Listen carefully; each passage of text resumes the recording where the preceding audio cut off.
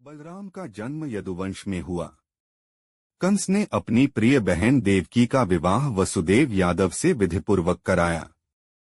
जब कंस अपनी बहन देवकी को रथ में बिठाकर वसुदेव के घर ले जा रहा था, तभी आकाशवाणी हुई और उसे पता चला कि उसकी बहन का 8वां संगी उसे मारेगा।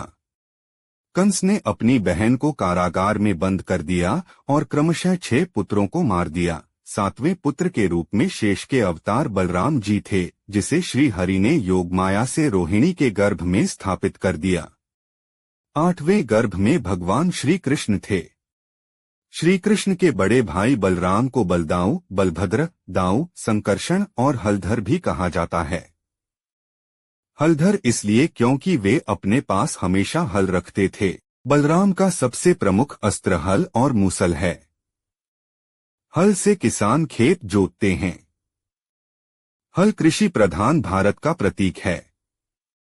भाद्रपद कृष्ण पक्ष की षष्ठी को बलराम जी का जन्मोत्सव मनाया जाता है। वे शेषनाग के अवतार थे। इस दिन माताएं संतान की लंबी उम्र की कामना को लेकर हल षष्ठी का व्रत रखती हैं। देश के पूर्वी भाग उत्तर प्रदेश, बिहार आदि में इसे ललई छठ और मध्य भारत में हरछठ कहा जाता है। कहते हैं कि श्री कृष्ण गोपालक थे और बलराम कृषक, इसीलिए बलराम कृषकों के आराध्य हैं। बलराम बहुत बलशाली थे। सामान्य व्यक्ति हल उठाकर उसे हथियार के रूप में प्रयोग नहीं कर सकता, लेकिन बलराम जी उसे उठा उसका हथियार के रूप में प्रयोग कर लेते थे। बलराम के हल के प्रयोग के संबंध में किंवदंती के आधार पर 2 कथाएं मिलती है। कहते हैं कि एक बार कौरव और बलराम के बीच किसी प्रकार का कोई खेल हुआ। इस खेल में बलराम जी जीत गए थे, लेकिन कौरव यह मानने को ही नहीं तैयार थे। ऐसे में क्रोधित होकर बलराम जी ने अपने हल से हस्तिनापुर की संपूर्ण भूमि को खींचकर गंगा में डुबोने का प्रयास किया। तभी आकाशवाणी हुई कि बलराम ही विजेता है। सभी ने सुना और इसे माना। इससे संतुष्ट होकर बलराम जी ने अपना हल रख दिया। तभी से वे हलधर के रूप में प्रसिद्ध हुए। दूसरी कथा के अनुसार भगवान श्री कृष्ण की पत्नी जाम्बवती का पुत्र सांब का दिल दुर्योधन और भानुमति की पुत्री लक्ष्मणा पर आ गया था और वे दोनों प्रेम करने लगे थे। दुर्योधन के पुत्र का नाम लक्ष्मण था और पुत्री का नाम लक्ष्मणा था।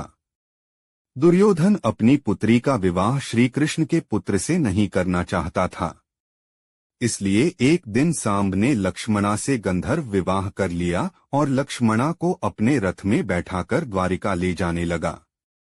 जब यह बात कौरवों को पता चली तो कौरव अपनी पूरी सेना लेकर सांब से युद्ध करने आ पहुंचे। कौरवों ने सांब को बंदी बना लिया। इसके बाद जब श्री कृष्ण और बलराम को पता चला, तब बलराम हस्तिनापुर पहुंच गए। बलराम ने कौरवों से निवेदन पूर्वक कहा कि सांब को मुक्त कर उसे लक्ष्मणा के साथ विदा कर दें, लेकिन कौरवों ने बलराम की बात नहीं मानी। ऐसे में बलराम का क्रोध जागृत हो गया। तब बलराम ने अपना रौद्र रूप प्रकट कर दिया। वे अपने हल से ही हस्तिनापुर की संपूर्ण धरती को खींचकर गंगा में डुबोने चल पड़े। यह देखकर कौरव भयभीत हो गए। संपूर्ण हस्तिनापुर में हाहाकार मच गया। सभी ने बलराम से माफी मांगी और तब सांब को लक्ष्मणा के साथ विदा कर दिया। बाद में द्वारिका में सांब और लक्ष्मणा का वैदिक रीति से विवाह संपन्न हुआ। अगर आपको ये वीडियो पसंद आया तो इसे लाइक, सब्सक्राइब और आगे शेयर करें। मिलते हैं अगली वीडियो में। धन्यवाद।